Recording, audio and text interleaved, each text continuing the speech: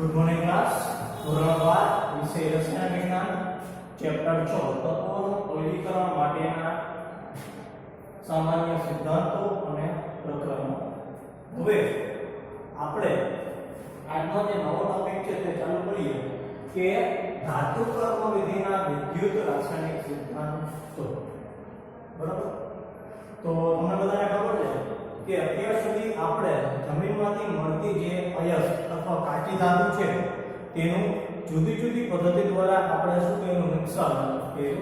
એટલે કે જે કાચી ધાતુમાંથી મોટા ભાગની જે ધાતુ છે એમાંથી અશુદ્ધિને દૂર કરી, ત્યારબાદ તેનું નિસ્તાપન અને ગુંજન કર્યું અને જે તે ધાતુની ઓક્સાઇડમાં તેને ફેરવી નાખી. લાસ્ટમાં આપણે જે ઓક્સાઇડ સ્વરૂપ છે તેમાંથી ઓક્સિજનને દૂર કરવા માટે કઈ પદ્ધતિનો ઉપયોગ કરવામાં આવે છે? તો રિડક્શન પદ્ધતિનો ઉપયોગ કરવામાં આવે છે. હવે જેટલી પણ સક્રિય ધાતુ છે અથવા તો જેના પણ ગલનબિંદુ ઊંચા છે તેવી સક્રિય ધાતુ અને વધારે ઊંચા ગલનબિંદુ ધરાવતી જે ધાતુઓ છે તેમનું વિદ્યુત વિભાજન પદ્ધતિથી જે રિડક્શન કરવું છે મુશ્કેલ કામ છે. પરંતુ અહીંયા ઉષ્માગતિકીય સિદ્ધાંતોનો ઉપયોગ કરી અને આપણે સક્રિય અને ઊંચા ગલનબિંદુ ધરાવતી ધાતુઓનું પણ વિદ્યુત વિભાજન પદ્ધતિનો ઉપયોગ કરી અને આપણે જે રિડક્શન છે તે કરી અને શુદ્ધ ધાતુ મેળવી શકીએ છીએ. બરાબર?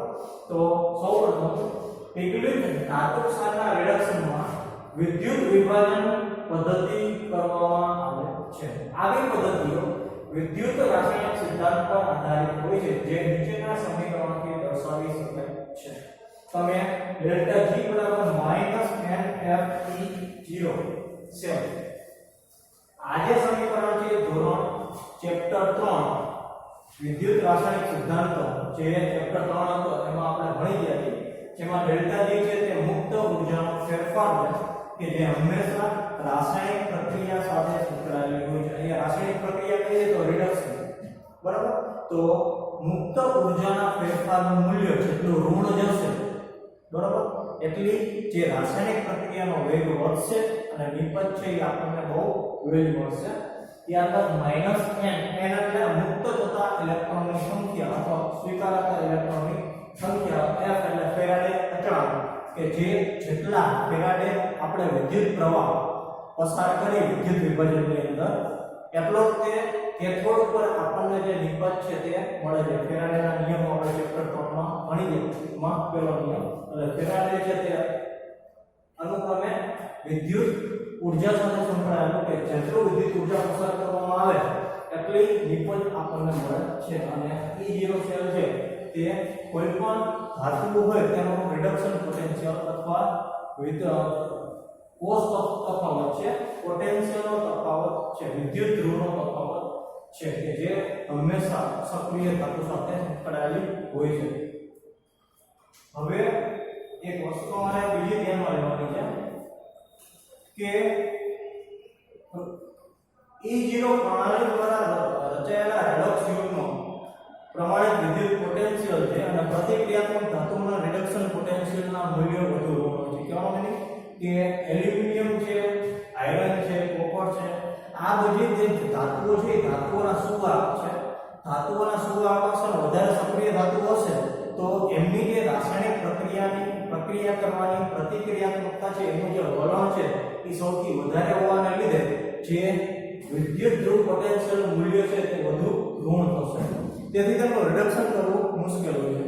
હવે જો બે E0 મૂલ્યનો તફાવત ધન E0 ના અનુરૂપ હોય તો પરિણામે ડેલ્ટા G નું મૂલ્ય ઋણ બનશે અને તે ઓછી પ્રતિક્રિયાત્મક થશે અને ધાતુ દ્રાવણમાંથી બહાર આવી જશે અને તે ધાતુ છે આપણે મેળવી શકીશું. એટલે તમને એમ કહીએ કે વધારે સક્રિય જે ધાતુ હોય એના ગલનબિંદુ પણ ઊંચા હોય. ગલનબિંદુ ઊંચા હોવાને લીધે એના જે વિદ્યુત ધ્રુવ પોટેન્શિયલના મૂલ્ય પણ વધારે ઋણ હશે. વધારે ઋણવાળા જેટલા પણ સક્રિય ધાતુના મૂલ્યો હશે તેનું રિડક્શન બહુ ઇઝીલી થઈ શકે નહીં. એટલે સૌપ્રથમ તો જે એમનું ગલનબિંદુ ઊંચું છે એમની જે રાસાયણિક પ્રતિક્રિયાત્મકતા વધારે છે તેને ઓછી કરવી પડે અને એટલા માટે તે એની અંદર બીજા એવા પદાર્થો ઉમેરવામાં આવે કે જેનાથી વિદ્યુત ધ્રુવ પોટેન્શિયલ મૂલ્ય નીચે આવે, ગલનબિંદુ નીચે આવે અને એની જે રાસાયણિક પ્રતિક્રિયાત્મકતા છે તે પણ ઓછી થઈ જાય.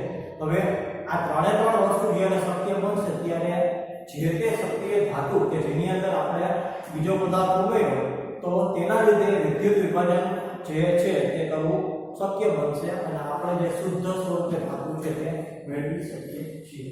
અત્યારે આપણે ઉદાહરણ લેવાનું છે એલ્યુમિનિયમનું. તમને બધાને ખબર છે કે બેયરની પદ્ધતિનો ઉપયોગ કરી અને આપણે બોક્સાઇટમાંથી એલ્યુમિના Al2O3 મેળવી લીધું હતું. ગયા લેક્ચરમાં આપણે ચર્ચા થઈ ગઈ. હવે આ લેક્ચરની અંદર એલ્યુમિના Al2O3 માંથી આપણે શુદ્ધ એલ્યુમિનિયમ મેળવવાનું છે. પરંતુ એક વસ્તુ ધ્યાનમાં રાખજો કે એલ્યુમિનિયમ છે એ ખૂબ જ સક્રિય ધાતુ છે, તેનો ગલનબિંદુ બહુ જ ઊંચું છે. હવે ઊંચા ગલનબિંદુ ધરાવતું એલ્યુમિનિયમ છે તેને સામાન્ય પદ્ધતિ પ્રમાણે આપણે વિદ્યુત વિભાજન કરી તે રીતે કરી શકાશે નહીં. એટલે તેનું ગલનબિંદુ નીચું લાવવા માટે ધાતુ કર્મ વિધિમાં શુદ્ધ કરેલા એલ્યુમિના નું ગલનબિંદુ નીચું લાવવા માટે એની અંદર Na3Al6 અથવા CaF2 Na3Al6 નું નામ છે ક્રાયોલાઇટ અને અથવા તો CaF2 એટલે ફેલ્સપાર કેલ્શિયમ ફ્લોરાઇડ. બરાબર, ક્રાયોલાઇટ અથવા તો જે કેલ્શિયમ ફ્લોરાઇડ અથવા ફ્લોસ્પાર છે એ એડ કરવામાં આવે છે. લિક્વિડ એલ્યુમિનાની અંદર ક્રાયોલાઇટ તમે ઉમેરશો એટલે ઓટોમેટિક જે એલ્યુમિનાનું ગલનબિંદુ છે તે નીચું આવશે. મિશ્ર કરવામાં આવે છે કે જેથી મેટ્રિક્સનું ગલનબિંદુ નીચું આવે છે અને વાહકતામાં તે વધારો કરે છે. પીગળિત મેટ્રિક્સનું વિદ્યુત વિભાજન કરવામાં આવે છે. હવે અહીંયા જે પીગળિત એલ્યુમિનિયા છે તેને મેટ્રિક્સ તરીકે લીધેલું છે. તો જેવું તમે મેટ્રિક્સ એટલે કે પીગળિત એલ્યુમિનાની અંદર ક્રાયોલાઇટ ઉમેર્યું તો એના લીધે ગલનબિંદુ નીચું આવે અને તેની વાહકતામાં વધારો થાય અને ત્યારબાદ બંનેનું જે મિશ્રણ છે એનું વિદ્યુત વિભાજન કરવામાં આવે છે. તમારા ટેક્સ્ટબુકમાં પેજ નંબર 163 પર તેની આકૃતિ એટલે કે વિદ્યુત વિભાજન કોષની આકૃતિ આપેલી છે. આ પદ્ધતિ તમે ધોરણ 10 માં ભણી ગયા છો એટલે આકૃતિ દોરતો નથી. બરાબર, તો કાર્બનનું બળ મેળવેલ સ્ટીલનું વાસણ કેથોડ તરીકે અને ગ્રેફાઇટ છે તે એનોડ તરીકે લેવામાં આવે છે. હવે બીકરની અંદરના ભાગમાં આ જે બહારનું વાસણ જે સ્ટીલનું હોય છે ને અંદર ગ્રેફાઇટ, બરાબર, અંદર જે અંદરની સપાટી હોય છે એ ગ્રેફાઇટની હોય છે. આ ઉપરાંત ઉપરની ક્લિપ સાથે અહીંયા ગ્રેફાઇટના જે સળિયા છે આવી આકૃતિ તમને આપેલી છે. ગ્રેફાઇટના સળિયા એનોડ તરીકે અને સ્ટીલ સાથે કાર્બનનું પડ ચડાવેલું છે તે કેથોડ તરીકે વર્તશે. હવે આ પ્રક્રિયા થશે વિદ્યુત વિભાજનની અંદર. એલ્યુમિનિયમ કાર્બનની હાજરીમાં રિડક્શન કરવામાં આવે તો આપણને એલ્યુમિનિયમ મળે અને એનોડ ઉપર CO2 અથવા CO બેમાંથી એક જે વાયુ છે તે નિપજ સ્વરૂપે ઉડી જશે. આ પદ્ધતિ હોલ હેરાલ્ડ પદ્ધતિ તરીકે વપરાય છે. આમ પીગળિત દ્રવ્યનું વિદ્યુત વિભાજન કોષમાં કાર્બન વિદ્યુત ધ્રુવો વાપરીને જે વિદ્યુત વિભાજન છે તે કરવામાં આવે છે. જે પણ કહ્યું સ્ટીલ ઉપર કાર્બનનું પડ ચડાવેલું જે પાત્ર હશે તેને કેથોડ તરીકે અને કોપરની ક્લેમ્પ સાથે ગ્રેફાઇટ જોડેલા હશે તેને એનોડ તરીકે લેવામાં આવશે. ત્યારબાદ આની અંદર વિદ્યુત વિભાજન પસાર કરવામાં આવશે એટલે એલ્યુમિના અને કાર્બન વચ્ચે પ્રક્રિયા થઈ જે કાર્બનનો આ ગ્રેફાઇટ હશે તે Al2O3 ના ઓક્સિજન સાથે પ્રક્રિયા કરી અને CO2 અથવા CO બેમાંથી એક બની અને તે ઉડી જશે અને શુદ્ધ એલ્યુમિના છે તે લિક્વિડ સ્વરૂપે અહીંયા રહેશે અને ત્યારબાદ અહીંયા એક કામચલાઉ માર્ગ હશે ત્યાંથી જે શુદ્ધ એલ્યુમિનિયમ છે તે પ્રવાહી સ્વરૂપે કાઢી લેવામાં આવે છે. એક વસ્તુ ધ્યાનમાં રાખજો કે આ જે ગ્રેફાઇટના સળિયા છે એ કાર્બન સાથે પ્રક્રિયા કાર્બન છે ઓક્સિજન સાથે પ્રક્રિયા કરી સતત CO2 અને CO ગેસ છે એ બનતા રહેશે એટલે ધીમે ધીમે કાર્બનના સળિયા ખવાતા જશે. એટલે શરૂઆતમાં જે કાર્બનના સળિયા લીધેલા હશે રાસાયણિક પ્રક્રિયાના અંતે તે કાર્બનના સળિયાનું વજન ઘટી ગયું હશે. બરાબર, કેમ કે તે પોતે રાસાયણિક પ્રક્રિયામાં ભાગ લે છે એટલા માટે. પીગળિત દ્રવ્યનું વિદ્યુત વિભાજન કોષમાં કાર્બન વિદ્યુત ધ્રુવો વાપરીને કરવામાં આવે છે. એનોડ ઉપર ઉત્પન્ન થતો જે ઓક્સિજન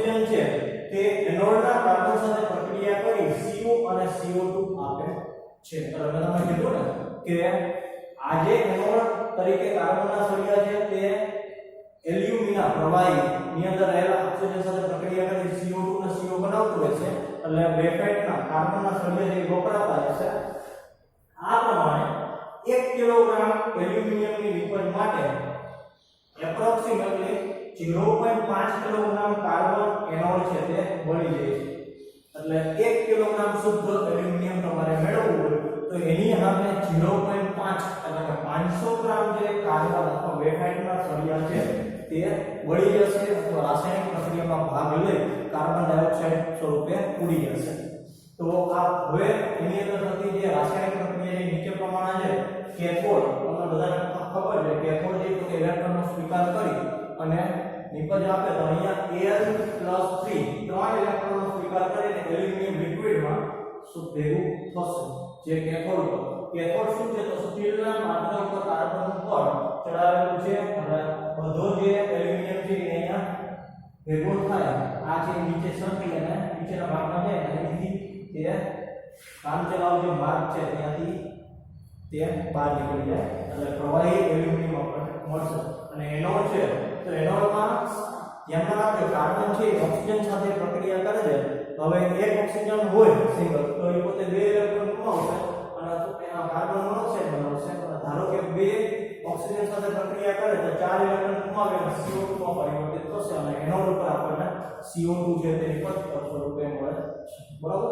એટલે આવી રીતે હોલ ધરાવલ પદ્ધતિનો ઉપયોગ કરી સક્રિય ધાતુ જે એલ્યુમિનિયમ છે એની અંદર ક્રાયોલાઇટ ઉમેરી ગલનબિંદુ નીચું લાવી અને રિડક્શન પ્રક્રિયા કરી અને શુદ્ધ એલ્યુમિનિયમ મેળવવામાં આવે છે. ત્યારબાદ નિમ્ન કક્ષાની અયસ્ક અને ભંગારમાંથી કોપર.